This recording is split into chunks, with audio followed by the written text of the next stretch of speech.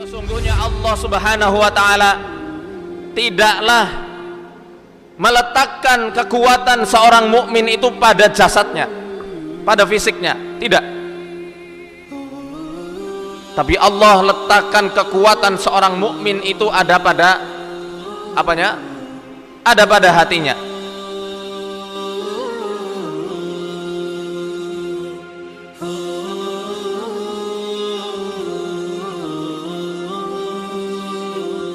Menyebabkan tubuh itu loyo, tidak bergairah dan lesu ketika diajak beribadah. Di antaranya ada bibit-bibit apa? Nifak, yang termasuk penyakit apa tadi? Spiritual. Tentu sumbernya dari syubhat. Ya. Namun selain musik, ya, ada juga perkara-perkara yang membuat tubuh itu menjadi loyo dan kehilangan tenaga. Di antaranya adalah banyaknya aurat-aurat wanita yang tersebar di sekitaran kita. Bahkan ketika kita tidak keluar rumah, aurat wanita juga menghampiri kita. Tentu bukan aurat istri kita, aurat wanita-wanita ajnabiyah yang kadang-kadang muncul secara seliwer-seliwer. Di mana? Di HP, melalui iklan, ya kan? Udah gitu terpancing, asik ya kayaknya ya. Akhirnya buka sesuatu yang Allah tidak meridhoi hal tersebut. Kalau sudah demikian, ya, hati itu menjadi lemah. Kalau hati lemah, tentu tubuh juga menjadi lemah. Hal ini juga disinyalir oleh Ibnu Qayyim al-Jauziyah dalam kitab beliau Zadul Ma'ad, dan juga dalam kitab Miftahud Daris Sa'adah. Al-ainu, mata, mir'atul qalbi. Mata ini adalah cerminannya hati. Idza ghaddal 'abdu basarahu ghaddal qalbu syahwatahu wa iradatah. Apabila seorang hamba,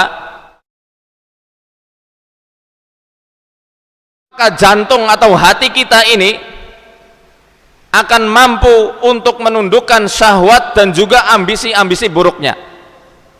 Wa idza atlaqal qalbu wa idza atlaqal 'abdu basarahu, namun ketika seorang hamba membiarkan pandangannya itu terlepas kemana-mana, atlaqal qalbu syahwatahu wa iradatah, maka hati itu akan apa? Akan membiarkan dan melepaskan syahwat dan juga ambisi-ambisi buruknya. Dalam kitab Hilyatul Auliya mengutip perkataan Syamit bin Ajlan rahimahullah ta'ala, menjelaskan tentang perkara kekuatan fisik yang ada hubungannya dengan batin. Beliau mengatakan, innallaha la yada'u quwwatal mu'minina fi jasadih. Sesungguhnya Allah Subhanahu wa ta'ala tidaklah meletakkan kekuatan seorang mukmin itu pada jasadnya, pada fisiknya, tidak. Tapi Allah letakkan kekuatan seorang mukmin itu ada pada apanya? Ada pada hatinya. Sampai Syamit bin Ajlan mengatakan, lihatlah, bukankah kalian melihat banyak orang tua yang sudah tua renta, sudah sepuh, badannya itu loyo, badannya lesu, badannya sudah lemah, tapi kuat untuk berpuasa di siang hari dan bangun malam untuk melaksanakan qiyamul lail. Sedangkan lihat pemuda-pemuda yang ada di sana, badannya tegap, gagah, tetapi untuk puasa di siang hari dia merasa lemah. Untuk menjalankan sholat malam dia juga terasa lemah. Oleh karenanya beliau menyimpulkan, Allah jadikan kekuatan mukmin itu ada pada hatinya, bukan pada kekuatan fisiknya. Ya, inilah salah satu rahasia juga kenapa kaum mukminin ketika perang Badar 313 orang menang melawan 950 atau 1000 orang kaum kafir. Keteguhan pada hatinya.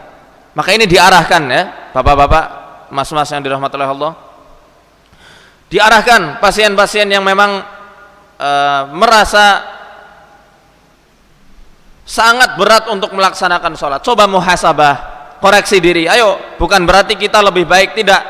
Kita mengatakan hal demikian juga untuk apa? Kembali ke diri kita sendiri. Cobalah, jangan-jangan kita selama ini malas untuk sholat, malas melakukan ibadah, diantaranya karena dosa-dosa kita yang menghalangi kita. Ini dari segi spiritual ya. Yang kedua, tentang penyakit kejiwaan, sumbernya tentu dari syahwat ya. Allah Subhanahu wa taala berfirman dalam surat Al-Ahzab ayat 32, A'udzu billahi minasyaitonir rajim, ya nisa'an nabi lastunna ka ahadin minan nisa, wahai istri-istri nabi, kalian itu tidak seperti wanita-wanita lainnya. Ini taqaitunna fala takhda'na bil qawli fayatma'alladhi fi qalbihi marad ya. Kalau kalian bertakwa kepada Allah, janganlah melemah lembutkan suara kalian ya, suaranya dibuat priwesi ya, bahasanya kita tuh mendayu-dayu gitu ya, sehingga orang-orang yang terdapat penyakit di hatinya berhasrat kepada kalian. Wa qulna qawlan ma'rufa, dan berucaplah dengan ucapan yang ma'ruf.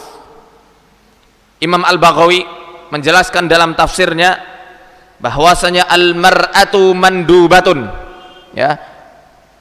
Ya. Para wanita itu dianjurkan